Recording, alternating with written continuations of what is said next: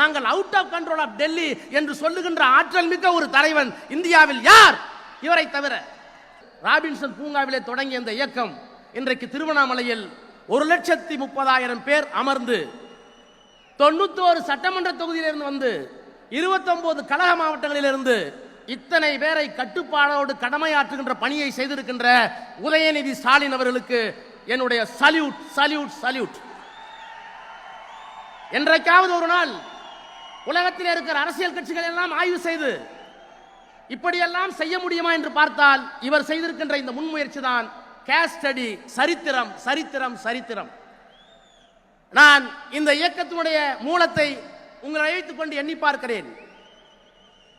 தந்தை பெரியார் இந்த இயக்கத்திற்கு தத்துவத்தை தந்தார். அண்ணன் வேலு அவர்கள் வரவேற்பை நிகழ்த்துகிற போது தந்தை பெரியாரை இந்த வடிவத்திலே பார்க்கிறேன் என்று சொன்னார்.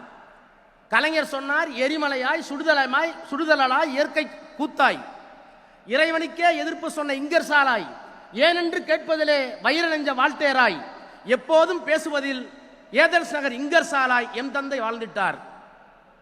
பம்பரமும் ஓய்வு வரும் சுற்றிய பின் ஆனால் படுகளமாய் போன பின்னும் சுற்றி வந்தார் என்று தந்தை பெரியார் இந்த மண்ணில் சுற்றி வந்தார்.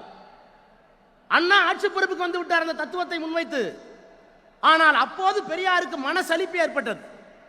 ஏன் வாழுகிறோம் என்கின்ற அந்த விரக்தி ஏற்பட்டது. விடுதலையிலே எழுதினார், புற்றுநோயால் பாதிக்கப்பட்ட பேரறிஞர் அண்ணா அமெரிக்காவில் இருந்தார். பதறி போய் சொன்னார், தலைவர் அவர்களே உங்களுக்கு ஏன் மனசலிப்பு? எனக்கு தெரிந்து உலகத்திலே எத்தனையோ புரட்சிகளை பார்த்திருக்கிறேன். ரஷ்யாவிலே 2 தலைவர்கள், மார்க்ஸ் லெனின், பிரெஞ்சு புரட்சிக்கு வால்டேர் ரூசோ, 2 தலைவர்கள், 2 நூற்றாண்டு வெவ்வேறு காலகட்டம். தத்துவத்தை தந்தது ஒருவர், அதை அரியணை ஏற்றவர் இன்னொருவர். ஆனால் எனக்கு தெரிந்த ஒரு தத்துவத்தை ஒரு தலைவன் சொல்லி அவருடைய வாழ்நாளிலேயே அந்த தத்துவம் வெற்றி பெற்ற வரலாறு உங்களுக்கு மட்டும்தான் இருக்கிறது, ஏன் உங்களுக்கு சோர்வு என்று கேட்டவர் பேரறிஞர் அண்ணா. அந்த அண்ணா இயக்கத்தை கட்டி அமைத்து ஆட்சி பொறுப்பிற்கு வந்தவுடன் தமிழ்நாடு என்று இந்த நாட்டுக்கு பெயர் சூட்டினார். தமிழ்நாடு என்று பெயர் இருக்கிற வரை இந்த நாட்டில் யார் முதலமைச்சராக இருந்தாலும் அண்ணாதுரை தான் தமிழ்நாட்டை ஆளுகிறார் என்று அண்ணா சொன்னார். அதை இந்த மேடையிலே நான் எண்ணி பார்க்கிறேன். கலைஞர் ஆட்சி பொறுப்பிற்கு வந்தார். நாங்கள் நாடாளுமன்றத்தில் 20 ஆண்டு காலம் இருக்கிறோம். தமிழுக்கு செம்மொழி மட்டுமல்ல, பெண்ணுக்கு சொத்துரிமை மட்டுமல்ல, ஆட்சியிலே அவர் எப்படி பணியாற்றினார், கொள்கையிலே எப்படி பணியாற்றினார். 56 இன்ச் மோடி அவர்கள் நாடாளுமன்றத்தில் சொன்னார், சுதந்திரம் அடைந்து இத்தனை ஆண்டுகள் கழித்து நேரு செய்யவில்லை, இந்திரா காந்தி செய்யவில்லை, நான் தான் செய்தேன். என்ன செய்தேன்? 40,000 கிராமங்களுக்கு மின்சாரம் போய் சேரவில்லை, நான் தான் சேர்த்தேன். குடியரசுத் தலைவர் உரையிலே சொன்னார். நான் பேசுகிற போது சொன்னேன், பிரதமர் அவர்களே இன்றைக்கு 2024 சொல்லுகிறீர்களே 40,000 குடும்பத்துக்கு வீட்டுக்கு நாங்கள் மின் இணைப்பு கொடுத்தோம் என்று. 1974 எல்லா கிராமத்திற்கும் மின்சாரத்தை கொண்டு போய் சேர்த்த ஒரு தலைவன் கலைஞர் என்கின்ற அந்த தலைவன், மகத்தான தலைவனை தலைவராக பெற்ற இயக்கம் இந்த இயக்கம் என்று சொன்னேன். இப்படி பெரியார், அண்ணா, கலைஞர் இந்த தத்துவங்களை எல்லாம் தாங்கி இருக்க நம்முடைய தலைவர் இங்கே இருக்கிறார். சுருக்கமாக சொன்னால் திராவிட மாடல் அரசை இயக்கி கொண்டிருக்கிறார். பெரியார் தனிநாடு கேட்டார், திராவிட நாடு கேட்டார், தமிழ்நாடு கேட்டார்.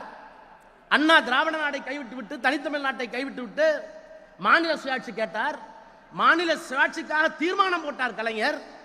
தனிநாடு கேட்டவர் பெரியார், மாநில சுயாட்சி வேண்டியவர் அண்ணா, தீர்மானம் போட்டவர் கலைஞர்.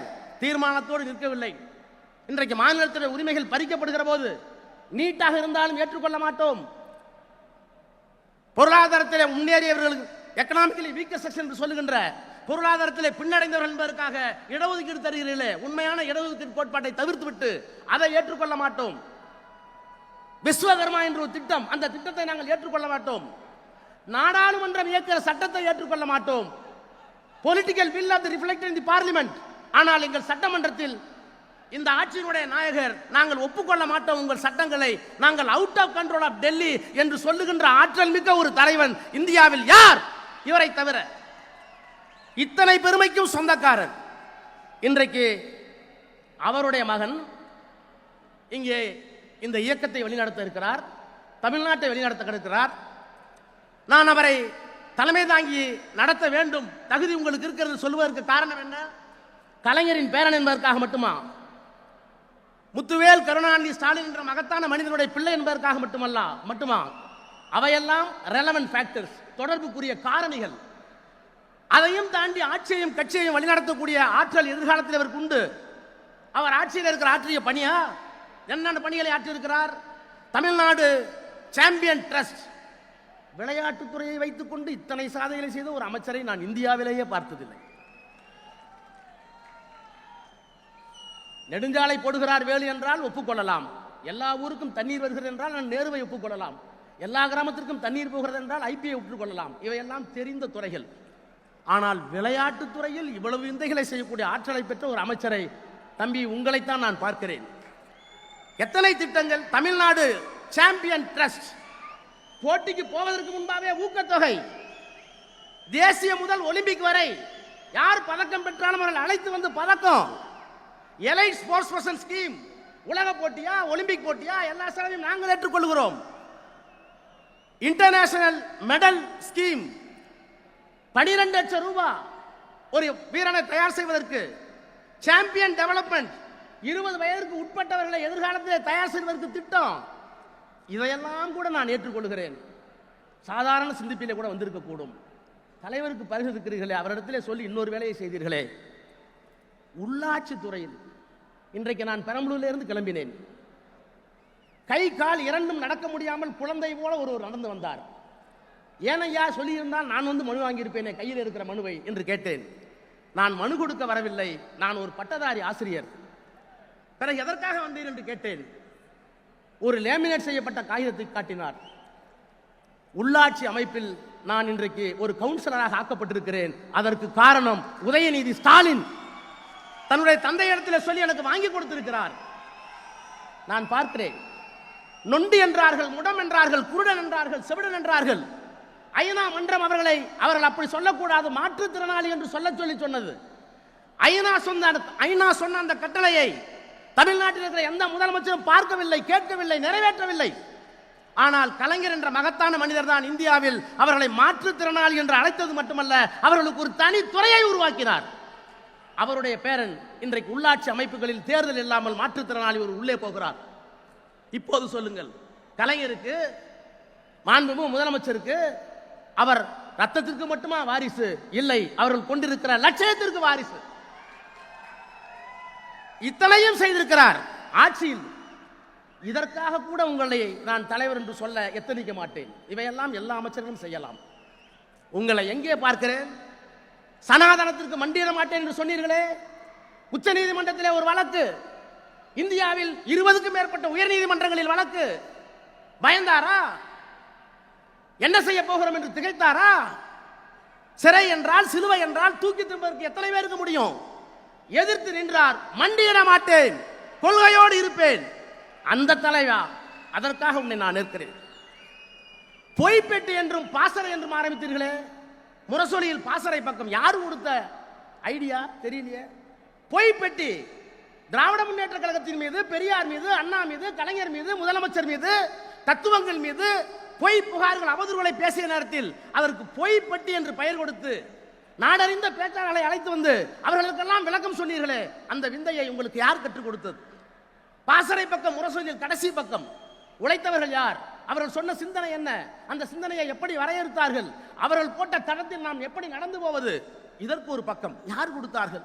அறிவின் மீது தாகம், லட்சியத்தின் மோகம். ஒரு சட்டமன்ற தொகுதிக்கு ஒரு லைப்ரரி, புத்தகத்தை படியுங்கள். முத்தமிழ் அறிஞர் பதிப்பகம்.